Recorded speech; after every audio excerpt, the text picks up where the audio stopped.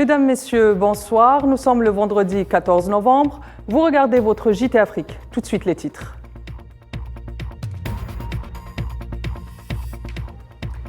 Le Sahara occidental, des acquis diplomatiques enregistrés sur la scène internationale. Dossier dans ce journal.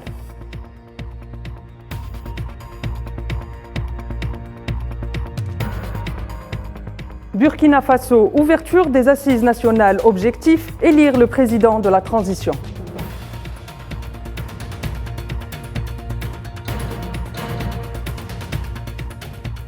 Culture, le street art envahit les rues de Johannesburg. Vous le verrez à la fin de cette édition.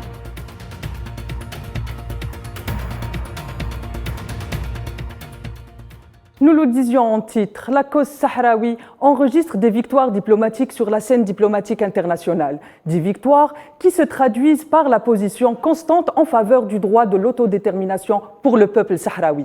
Amin Toutah.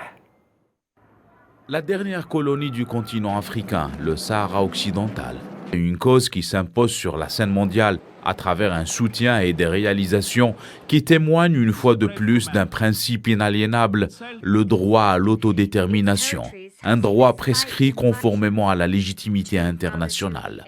Plusieurs intervenants de la 4e commission de l'Assemblée générale de l'ONU à New York ont estimé que le Sahara occidental était un cas de décolonisation et d'occupation. Dans ce registre, des pays à l'image de l'Angola, l'Éthiopie ou encore la Namibie et le Mozambique ont exprimé unanimement leur soutien à la cause sahraoui et la justesse de son combat et au principe de l'autodétermination qui passe par l'organisation d'un référendum conformément aux résolutions de l'ONU, mais également celles de l'Union africaine, notamment l'article 15-14.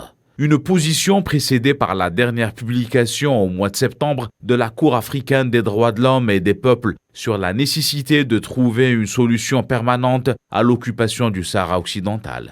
Le Conseil de sécurité des Nations Unies tiendra lundi à New York une réunion des pays contributeurs à la mission des Nations Unies pour l'organisation d'un référendum d'autodétermination au Sahara occidental, la MINURSO, alors que l'organe onusien s'apprête à examiner fin octobre le renouvellement du mandat de la mission. La cause sahraoui soutenue sur la scène internationale, c'est le cas également au Kenya. Le président William Ruto a réaffirmé une fois de plus le soutien de son pays au Sahara occidental, ainsi que la poursuite de ses efforts en appui à la lutte du peuple sahraoui pour la liberté et l'autodétermination.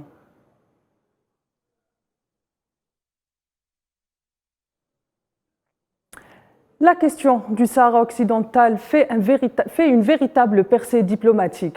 On vient de le voir, les soutiens à la cause se multiplient dans les 4 coins du monde. D'ailleurs, en marge de la célébration de la 47e année de l'unité nationale sahraoui et du festival du cinéma Fi Sahara, la violation du droit des journalistes dans les territoires occupés a été en débat. Notre envoyé spécial, Sofiane Baroudi, était dans les camps d'Aswad.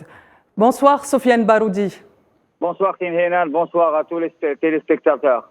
Alors, je suis en direct actuellement du camp d'Ousserd où se trouve une forte présence étrangère, notamment espagnole, des activistes, des journalistes, des militants des droits de l'homme et beaucoup de compassion et de soutien envers la cause sahraoui.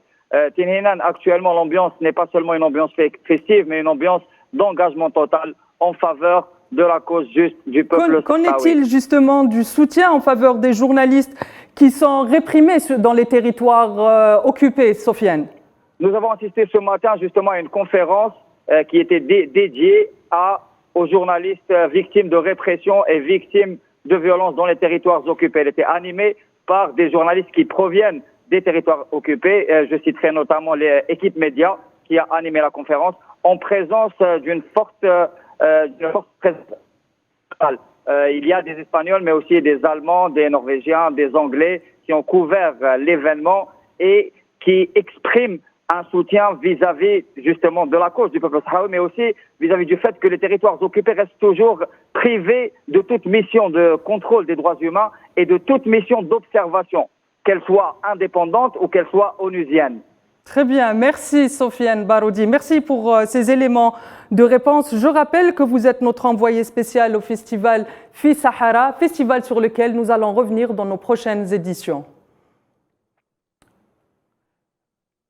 La pilule de la normalisation ne passe toujours pas auprès des Marocains qui continuent à exprimer leur soutien à la cause palestinienne. Ils étaient des centaines à avoir battu le pavé ce vendredi à travers plusieurs villes du pays pour dénoncer les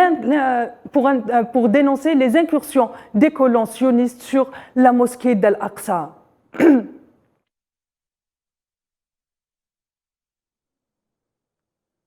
Et au Maroc, toujours, second drame pour les migrants rescapés des massacres de Milia. La justice de Nador poursuit ses procès en attribuant de lourdes peines aux migrants. Un autre groupe de migrants subsahariens a été condamné à des peines allant de 2 à 3 ans de prison ferme.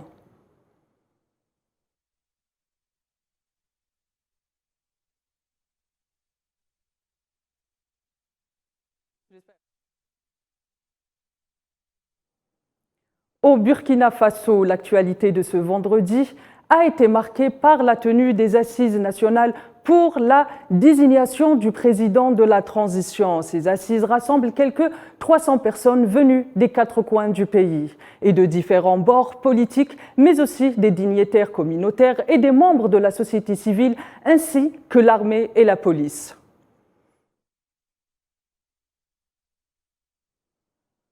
Dans le même temps, les partisans du capitaine Ibrahim Traoré se sont rassemblés ce matin à Ouagadougou pour exprimer leur soutien au jeune capitaine de 34 ans.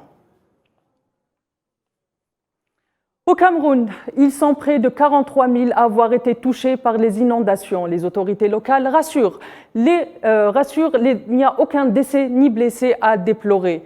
C'est à l'extrême nord du pays qui est particulièrement touché par les pluies déluviennes qui se sont abattues ces derniers jours sur le pays.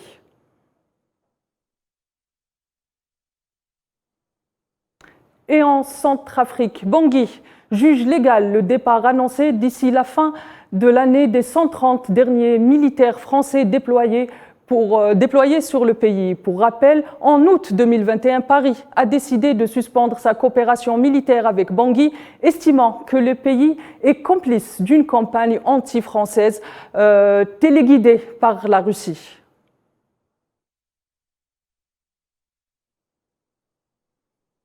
Et avant de nous quitter, nous allons parler culture.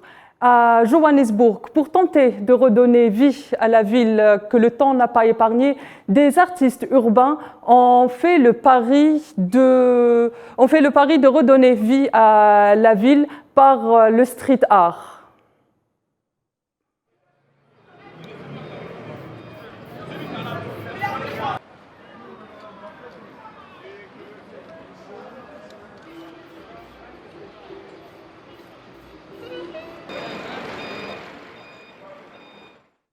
C'est sur ces belles images venues tout droit de Johannesburg que s'achève notre JT. Excellente suite des programmes sur Al24 News.